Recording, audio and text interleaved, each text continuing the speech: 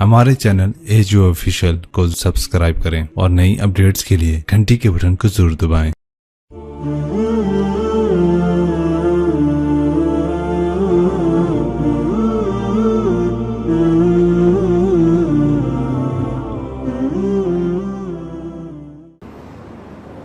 मैं कभी तफसील में इस किस्से को नहीं सुना सका कि मेरे जज्बात मेरे ऊपर गालिब आ जाते हैं, मेरे अल्फाज बिखर जाते हैं, टूट जाते हैं, मेरा बंद टूट जाता है। लेकिन इसकी मिथ क्या है? ये क्यों हुआ? ये क्यों हुआ? ये इसलिए नहीं हुआ कि 10 दिन रो पीट के तुम छुट्टी करो, इसलिए नहीं हुआ। एक सबक है, एक पैगाम है कि अल्लाह को राज़ी करने के लिए इतनी बाजी लगानी पड़े तो लगाओ। भूखे प्यासे,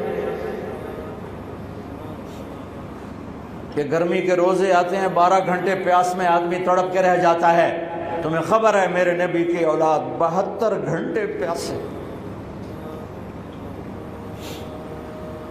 प्यास की शिद्दत, पानी का कतरा नहीं, और आगे इंसान की शक्ल में दरिंदे खड़े हुए हैं। जब सारे जान निसार शहीद हो गए, थोड़ा सा सुना भी देता हूँ। जब सारे जान निसार शहीद हो गए तो पीछे अहलुल बैत रह गए। अहलुल बैत, सबसे पहले शहीद का नाम बताता हूँ, मुस्लिम बिन औसज, जो इमाम साहब के, इमाम अली मकाम के काफिले में जो पहले शहीद हैं, मुस्लिम बिन औसज। और उनकी तरफ से जो 2 पहले कत्ल हुए, सालिम और यसार, और उनको कत्ल करने वाले थे उबैदुल्लाह बिन उमैर अल-कल्बी। एक इब्ने ज़ियाद का ग़ुलाम था, एक रबिया बिन ज़ियाद का ग़ुलाम था। वो दोनों निकले तो उसके मुकाबले के लिए बरबर बिन खुदैर और हबीब बिन मुताहिर निकले हुसैन अली मकाम के लश्कर से। तो उमैर बिन वहब कल्बी वो कूफे से उठ के आए थे, कूफे से बीवी समेत आए थे। बीवी का नाम उम्मे वहब, हबशी थे। कहने लगे मुझे अपने ऊपर कुर्बान होने थे, मैं अकेला इन दोनों को काफ़ी, इन दोनों को हटा दे। और नंगे बदन थे, नंगे बदन, जिस्म पे कुछ नहीं। कहा मैं तो मरने हूँ, मैं क्यों ज़रा पामा जो मैं जीवना है, मैं तो मरना है। नंगे बदन थे। तो उनकी बीवी ने कहा इनको जाने दें, हम दोनों ने आप पर कुर्बान होने की नीयत की हुई। हमने कहा अच्छा, अल्लाह तुझे जज़ा खैर दे, जाओ। तो उस अकेले ने दोनों कमबख्तों को जहन्नुम में पहुंचा दिया, सालिम और यसार। तो उनमें से एक आदमी बोला ये मरने आए हैं, अगर अकेले अकेले लड़ोगे तुम सबको मार देंगे। और तुसी तो जीवन दे तलबगार हो, मरण दे तलबगार है। मरण वाले नूं मारना कोई सौखा काम हुंदा है। वो इन पर इकट्ठे हमला करो। फिर हमला आम हुआ। तो पहले शहीद इधर से मुस्लिम बिन औसज, जब वो गिर रहे थे तो कह रहे थे हुसैन की हिफाजत करना जब तक सांसों में सांस बाकी। आपके लश्कर में इधर ज़ुहैर इब्नुल कैन, यानी राइट साइड पर ज़ुहैर बिन कैन एक छोटा झंडा, लेफ्ट साइड पर हबीब बिन मुताहिर एक झंडा, दरम्यान में आपके भाई अब्बास बिन अली जिनके हाथ में बड़ा झंडा था और बड़ा निशान का जो अलामत था वो अब्बास बिन अली के दरम्यान में था। 32 घोड़सवार थे और 40 पैदल थे। जब उन्होंने पहला हमला किया तो 32 ने 3000 का मुंह पीछे कर दिया। तो इब्ने ज़ियाद ने कहा पहले इनके घोड़ों को मारो, इनके घोड़ों को मारो। तो 500 तीर अंदाजों ने इकट्ठे उनके घोड़ों पे तीर चलाए तो सबके घोड़े गिर के ख़त्म हो गए। फिर सारी पैदल हो गए, फिर सारी पैदल हो गए। तो फिर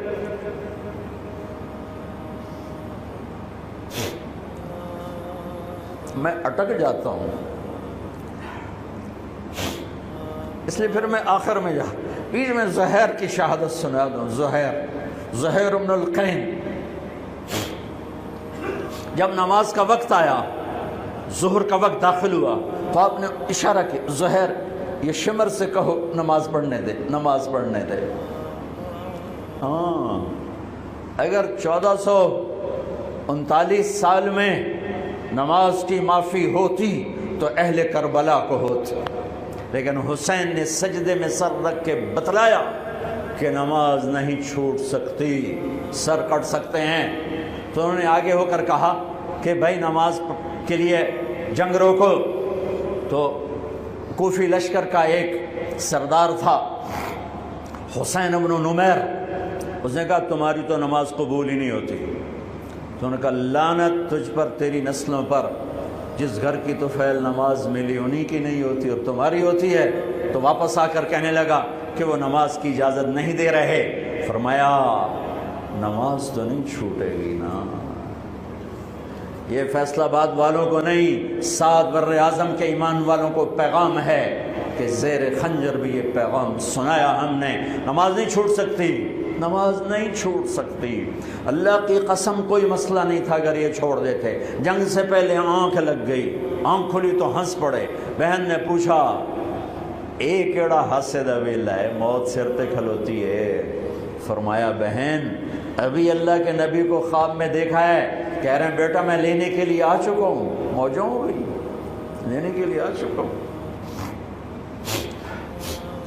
چھوڑ دیتے تو پھر گلستان کالونی والوں کو بھی گنجائش مل جاتی، چھٹی جا سکتی ہے۔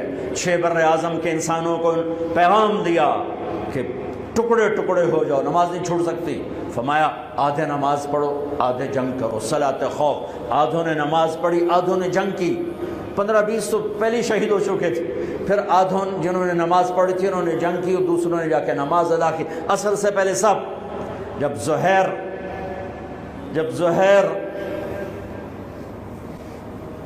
گرنے لگے تو انہوں نے حضرت حسین کے کندھے پر یوں ہاتھ مارا، گرتے گرتے اقبل ہدیت ہادیا مہدیا اليوم تلقى جدك النبي حسنا والمرتضى عليا والشهيد الجعفر الكمية واسد الله المحيا۔ ہاں آگے بڑھ، تیرے لیے تیرا نانا پھولوں کے ہار لے کے کھڑا ہوا، آگے بڑھ، آج تیری ملاقات کا دن ہے۔ آج تو اپنے بھائی حسن سے ملے گا، باپ علی سے ملے گا، چچا جعفر سے ملے گا، اسد اللہ حمزہ سے آج تیری ملاقات ہے۔ ان اشعار کے ساتھ آپ نے جان اپنے اللہ کو سپرد فرمائی۔ جب سارے جان نثار ختم ہو گئے، اب اہل البیت کی باری آئی تو سب سے پہلے آپ کے بیٹے علی الاکبر نے تلوار اٹھائی، کہا ابا جان آپ سے پہلے مرنا چاہتا ہوں، آپ کو مرتا نہیں دیکھ سکتا، آپ سے پہلے مرنا چاہتا ہوں، مجھے اجازت دیجیے۔ ہم نے کہا بڑھو اللہ کے نام پر، جا ملو اپنے اجداد کے ساتھ۔ تو بڑے حسین تھے علی الاکبر، جس طرف گئے وہ آگے آگے، کوفی آگے آگے، یہ پیچھے پیچھے، تو 1 اور 3000 کیا مقابلہ تھا۔ آخر خاک و خون میں لوٹائے گئے، تڑپ کے گرے۔ تو پھر حسن کے بیٹے قاسم کا چچا، میں نہیں جانا، اس قافلے میں، اس حسینی قافلے میں اہل البیت وہ 17 قتل ہوئے، ان میں سب سے حسین قاسم تھے، قاسم بن حسن، قاسم بن حسن۔ جب ان پر تلوار کا وار پڑا تو ان کا ہاتھ کٹا اور نیچے گرے تو انہوں نے کہا یا اماں، ہائے چچا۔ تو حضرت حسین زخموں سے چور ہو چکے تھے، لیکن جس سے بجھتی شمع بھڑکتی ہے، اب زخمی شیر کی طرح لپکے اور کائی کی طرح مجمع کو چیرا۔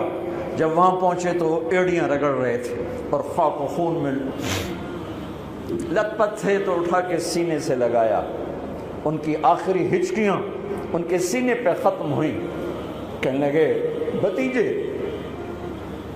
آج تیرا چچا بڑا بے بس، آج وہ تیری مدد کو نہیں آ سکتا، لیکن ایک دن آنے والا ہے جب تیرے نانے کی عدالت میں فیصلہ ہوگا۔ پھر ان کی لاش کو اٹھایا،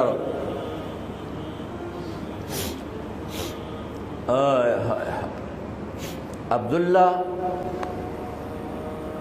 بن حسن، ابو بکر بن حسن، قاسم بن حسن، علی بن حسین لاشیں پڑے ہوئے ہیں، عبداللہ بن عقیل، عبد الرحمن بن عقیل علی کے بھائی لاشیں پڑے ہوئے ہیں، اپنے بھائی عباس بن علی، محمد بن علی، عبداللہ بن علی، عثمان بن علی، ابو بکر بن علی اور حسین بن علی، 5 بھائی پہلے لاشیں پڑے ہوئے ہیں۔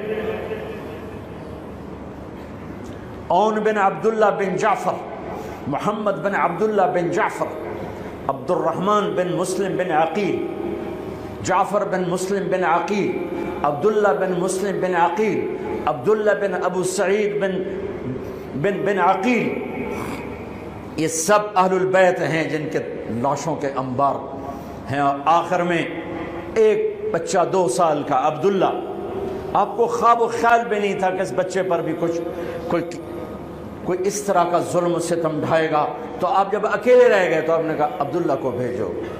آخری ملاقات بیٹے سے، تو اس کو سینے سے لگایا، چوم کے یہاں بٹھایا، ابھی تقدیر کا کچھ امتحان باقی تھا۔ 2 سال کا بچہ، شامی لشکر سے بنو اسد کا ایک بنو ابن الموقد، اس نے تیر جو چلایا، خطا بھی جا سکتا تھا، یہاں آ کے لگا اور پار ہو گیا، بچے کی گردن ایسے ڈھلک گئی، یہاں امام علی مقام۔ ارے بھائی، میں قطر ہاسپٹل گیا کسی کام، تو وہاں کسی کا بچہ تھا منگوڑے میں، ہاسپٹل میں، ویسے تڑپ رہا تھا، پتہ نہیں اس سے کیا تھا، اور اس کی ماں ایسے اس کو کھڑی دیکھ، یہ منظر میں آج تک نہیں بھولا، اس ماں کے چہرہ، صرف اس کی آنکھیں نہیں رو رہی تھی، مجھے اس کا سارا وجود روتا ہوا دکھائی دیا، اور اس بچے کے اوپر ڈاکٹر کھڑے ہوئے ہیں، اچھا نہیں کیا، مجھے نہیں پتا اس کو کیا تھا، وہ ایسے بے قرار ہو کے تڑپ رہا تھا۔ یہ 2001 کا واقعہ ہے، 16 برس گزر چکے ہیں، میں واقعہ نہیں بھول سکا ہوں۔ اس باپ کو سوچو جس کے سامنے 2 سال کے بچے کے گردن کے تیر پار ہو گیا، اور پھر وہ خون، یہاں بچے کا خون دونوں ہاتھوں میں لیا اور یوں آسمان کی طرف بلند کر کے کہا، میرے رب، بس تو راضی ہو جا، تو راضی ہے تو کم ہی بڑھ گئے۔ یہ پیغام ہے فیصل آباد کے تاجروں کو، پورے ملک کے تاجروں کو، پوری دنیا کے اہل ایمان کو، کہ اللہ کو پانے کے لیے ہر سودا قبول ہے، قبول ہے۔ ہاں، پھر کھڑے ہو گئے کہ چل بچیا تو چل، تیرا پیو بھی آ رہا ہے۔ اب آپ کو شہید کرنا کوئی مسئلہ نہیں تھا، زخموں سے چور تھے، لیکن ہر کوئی ڈرتا تھا بھئی میں نہ مارا، تو شمر آیا بدبخت، کیوں نہیں قتل کرتے ہو؟ تو ابو زرع بن شریک تمیمی نے پہلا وار سیدھا کیا، جو یہاں لگا، شانے پر لگا، تو اس سے آپ ڈولے، تو سنان بن انس نے سینے پر نیزہ مارا، اس سے آپ گرے، تو شمر نے کہا سر کاٹو، تو خولہ بن یزید آگے بڑھا، پھر ڈر کے پیچھے ہٹ گیا، تو سنان بن انس نے اس کو گالی نکال کر پیچھے دھکا دیا، اور اس امت کا بدبخت ترین انسان جس نے میرے نبی کے نواسے کی وہ گردن کاٹی جس پر میرے نبی کے بوسے تھے، گردن کاٹ کے سر اوپر چڑھا دیا۔ پھر خیموں کی طرف بڑھے، تو اللہ کو زندگی مقصود تھی، آل رسول کی نسل چلنی تھی، تو علی ابن الحسین بیمار تھے، جن کو زین العابدین، اب ابھی میں نے ان کا قصہ سنایا، اس پر شمر کی تلوار رک گئی کہ چلو بیمار ہے چھوڑ دیا جائے، بیمار ہے چھوڑ دیا جائے۔ تو خواتین، بچے، حضرت علی کی بیٹیاں فاطمہ بنت علی، زینب بنت علی، حضرت حسین کی بیٹی سکینہ بنت حسین، اور آپ کی بیگم رباب، آپ کو بیویوں میں سب سے محبوب بیوی تھی رباب۔ آپ فرمایا کرتے تھے جب رباب میکے چلی جاتی ہے تو میری تو نیند ہی اڑ جاتی ہے، اتنا ان سے پیار تھا، وہ بھی ساتھ تھی۔ ان سب کو ان کے کانوں کی بالیاں کھینچ کے اتار دی۔ پھر ابن سعد نے کہا 10 گھوڑ سوار آؤ، انہیں حسین کے جسم پہ گھوڑے دوڑا دیے، ادھر سے ادھر سے ادھر سے۔ جب قافلے کو گھسیٹ کے باہر لائے، لے جانے لگے تو حضرت زینب نے دیکھا 72 سر نیزوں پہ چڑھے ہوئے تھے۔ سب سے معصوم سر عبداللہ بن حسین، وہ بھی نیزے پہ چڑھا ہوا تھا۔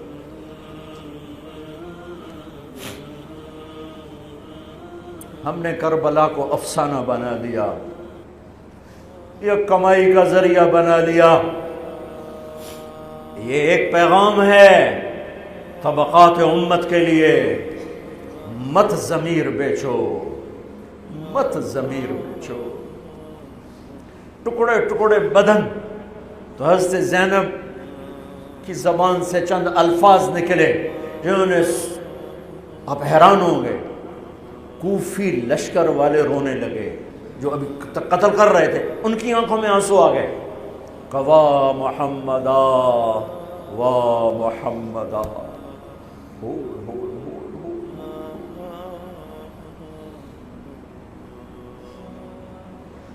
اے محمد مصطفیٰ، اے محمد مصطفیٰ، ھذا حسین بالعراء مزمل الدماء مقطع الاعضاء، وا محمدا وا محمدا، اے محمد مصطفیٰ، اے محمد مصطفیٰ، بناتک السبایا ذریتک مقتلہ تصفی علیہا الریاح۔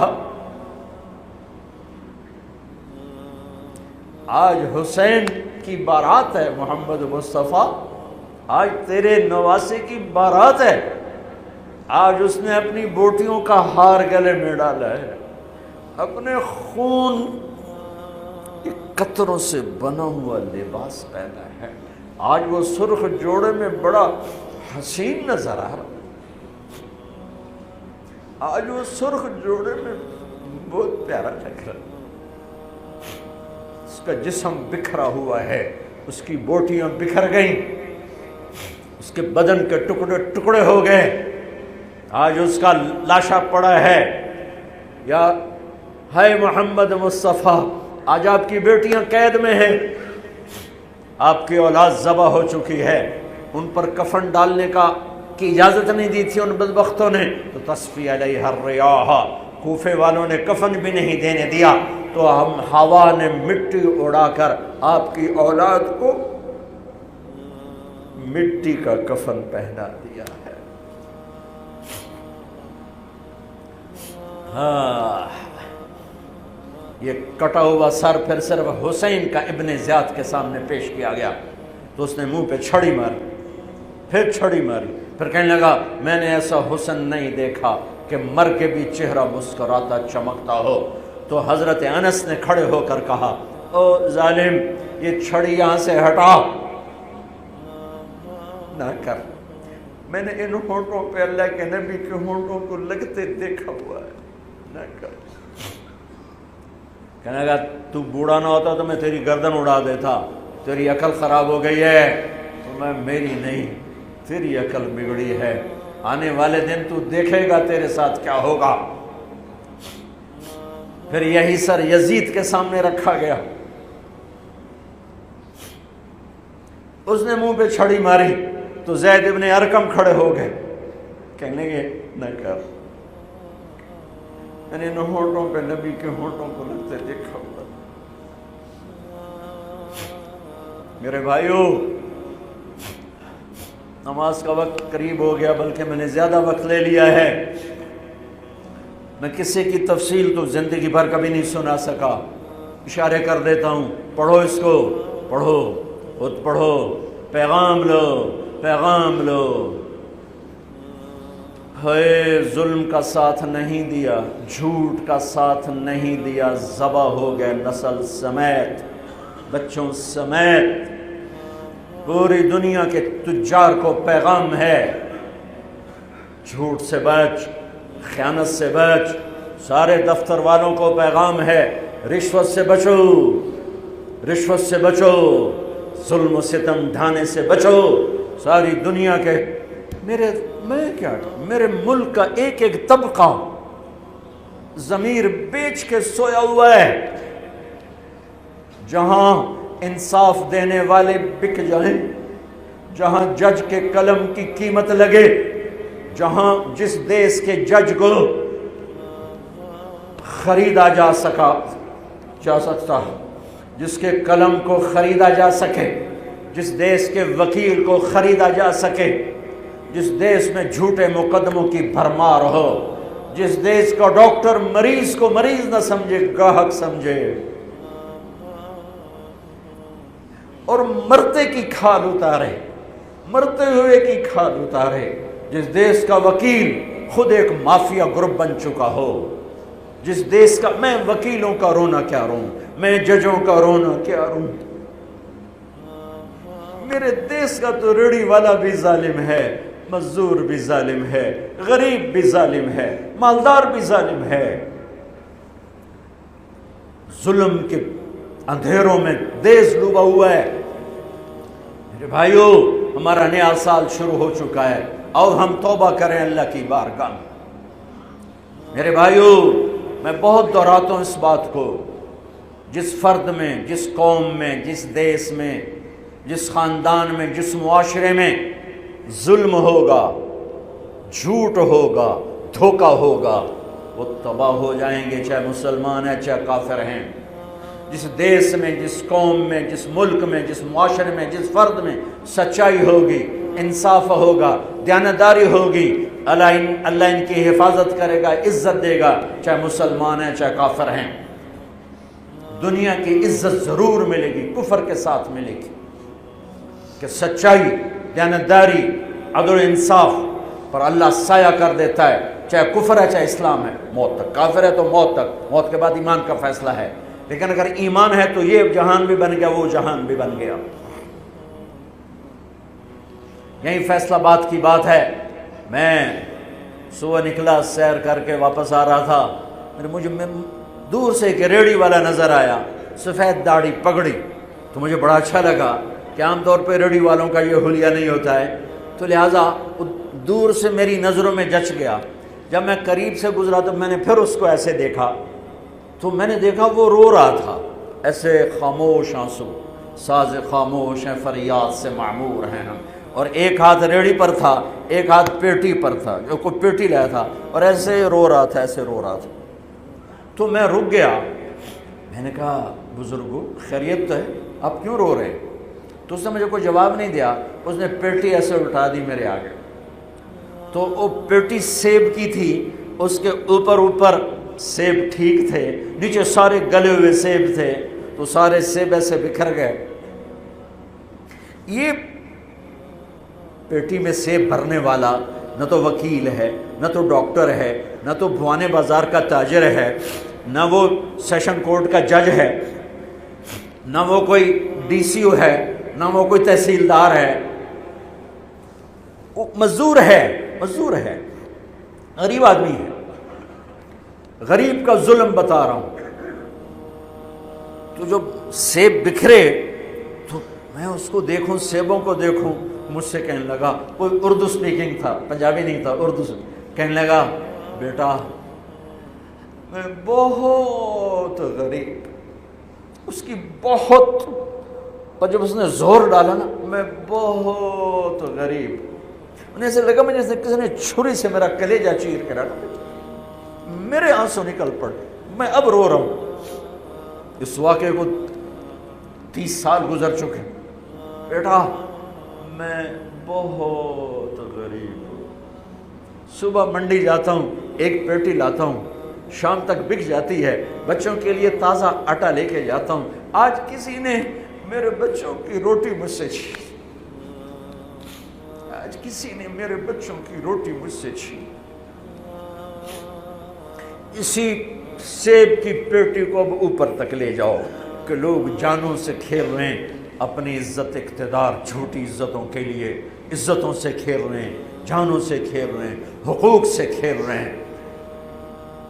یہاں ایسے ضمیر بکتے ہیں جیسے بھیڑ بکریاں بکتے، یہاں ایسے زبان کے بول بکتے، اے نہیں کسائیاں کول جاؤ تو سری دے وے زبان بھی آیا تو سر بھی آیا، یہاں ایسے دماغ بکتے ہیں جیسے بکرے کی سری بکتی ہے، ایسی زبانیں بکتی ہیں جیسے بکرے کی زبان بکتی ہے، ایسے ضمیر کے سودے ہوتے ہیں جیسے بھیڑ بکریوں کے سودے ہوتے ہیں۔ اور میری جیب خالی تھی، میرے پاس کچھ بھی نہیں تھا، جو میں تو ایسے صبح نکلا تھا، مجھے اتنا صدمہ ہو کہ ہے کہ میری جیب اتنے پیسے تو ہوں دیتے بابے دی پیٹی جو کے پیسے تو انہوں نے دے ہی دینا۔ آج تک مجھے یہ دکھ رلاتا ہے۔ پھیلا دو سارے پنجاب سے، وہ کراچی سے لے کر خپلو تک، گلگت تک، سب کچھ یہی ہو رہا ہے۔ روتے ہیں حسین کو، کھڑے ہوئے ہیں یزید کے ساتھ، روتے ہیں آل رسول کو، کھڑے ہوئے ہیں شمر کے ساتھ، ابن زیاد کے ساتھ۔ ان مگر مچھ کے آنسوؤں کی میرے رب کی بارگاہ میں کیا قیمت ہے؟ میرا معاشرہ ظلم و ستم میں ڈوب چکا ہے۔ کہتے کہتے کہتے کہتے عمر بیت گئی۔ بھائیو جتنے بیٹھے ہو اتنے تو توبہ کریں ہم، کہ آؤ بھائی آج ہم اپنے اللہ کو راضی کرنا، اپنی زندگی کی منزل بنائیں، اپنی زندگی کا مقصد بنائیں۔ ظلم سے نکلو، جھوٹ سے نکلو، بہتان سے نکلو، رشوت سے نکلو، حرام سے نکلو، شراب سے نکلو، زنا سے نکلو، بدکاری سے نکلو، فحاشی سے نکلو، جوئے سے نکلو، جھوٹے مقدموں سے نکلو، جھوٹی گواہیوں سے نکلو۔ قتیبہ بن بکار کی مجلس میں مصر کا بادشاہ واز سنتا تھا، 18 برس آتا رہا، 18 برس، اور ہر سال 1000 دینار، 1000 دینار ان کو گفٹ کرتا تھا، 1000 دینار، کوئی 10 کروڑ روپیہ بنتا ہے، 1000 دینار۔ 18 سال کے بعد ایک فتوے پہ دستخط مانگے کہ یہاں سائن کر دیں، فتویٰ غلط تھا۔ انہوں نے کہا مولوی نو 18,000 دینار دیتے کیوں نہیں کرے گا؟ انہوں نے فرمایا یہ تو شرعاً خلاف ہے، میں کیسے دستخط کروں؟ وہ کہنے لگا کرنے پڑیں گے۔ کہا میرا ضمیر نہیں تم ایسے خرید سکتے، میں نہیں کروں گا۔ کہنے لگا میرے 18,000 دینار واپس کر۔ 18,000 دینار اربوں روپیہ بن چکا ہے۔ انہوں نے کہا مولوی بھکھا ساڈا کھاوے تے ساڈے اگوں سر چاوے۔ کہنے گے ٹھیک ہے، گھر گئے، 18 تھیلیاں 1000 دینار کی، ان کے رسی بھی گرا بھی نہیں کھولی تھی، گرا پہ سرکاری مہر ہوتی ہے، وہ مہر بھی نہیں ٹوٹی ہوئی تھی، جیسی تھی ویسی لا کر اس کے سامنے رکھ کے کہا تو میرے ایمان دا مول اتنا ہی لایا ہی اے 18,000، نکل جا میری مجلس سے جو کم وقت، تو نے مجھے 18,000 میں خریدنا چاہا، تو نے میرے ایمان کی قیمت یہ لگائی تھی۔ جیسے وہ پڑا تھا اس کے منہ پہ مار دیا۔ بھائیو ایسا اللہ سے ایمان مانگو، ضمیر مانگو جو اللہ پہ تو قربان ہو، لیکن ان سکوں پر نہ بک جائے، ان ٹھیکروں پر نہ بک جائے۔ نیت کرتے ہو سارے؟ توبہ کرتے ہو میرے ساتھ؟ کہو یا اللہ میری توبہ، پھر کہو یا اللہ میری توبہ، پھر کہو یا اللہ میری توبہ۔ پکی ہے تو اللہ کے ہاں قبول ہے، چونکہ میرے رب کو توبہ جیسے پسند ہے۔ سبحان اللہ۔ اور میری تمہاری تو عمر ہی کوئی نہیں ہے۔ میرا رب کہتا ہے میرا بندہ اتنے گناہ کر کہ زمین سے اٹھا کر آسمان کی چھت کو لگا دے، یہاں سے اٹھا کر آسمان کی چھت کو لگا دے، پھر صرف ایک دفعہ کہنا یا اللہ معاف کر دو، میں ساری معاف کر دوں۔ ہمارے گناہوں کی تو حیثیت ہی کوئی۔ میں نے مینچسٹر میں بیان کیا، آخر میں ایسے توبہ کروائی تو ایک نوجوان آ گیا، لاہور کا تھا، کہا جی مولانا صاحب یہ گناہ معاف ہو گئے سارے؟ میں نے کہا ہاں۔ یہ توبہ پہ ہو گئے؟ واقعی ہو گئے؟ میں نے کہا بالکل۔ جی میں نے بہت گناہ کیے ہیں، سارے معاف ہو گئے؟ میں نے کہا بالکل ہو۔ جی میں نے بہت کیے ہیں۔ میں نے کہا بیٹا تیری تو عمر ہی کوئی نہیں، تو نے کتنے کیے ہوں گے؟ تو رب کی رحمت کو جانتا نہیں۔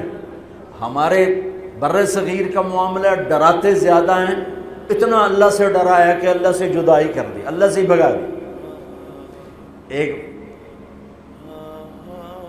دفعہ ایک آدمی کہنے لگا تسی مولویاں ساڈے کولو ساڈا رب بھی کھو لیا، بہت مالدار آدمی تھا، تسی مولویاں ساڈے کولو ساڈا رب بھی کھو لیا، تسی سانو رب کولو اتنا ڈرایا ہے کہ اسی ہن آنے بھی پتہ نہیں ساڈے نال اس کرنا کی۔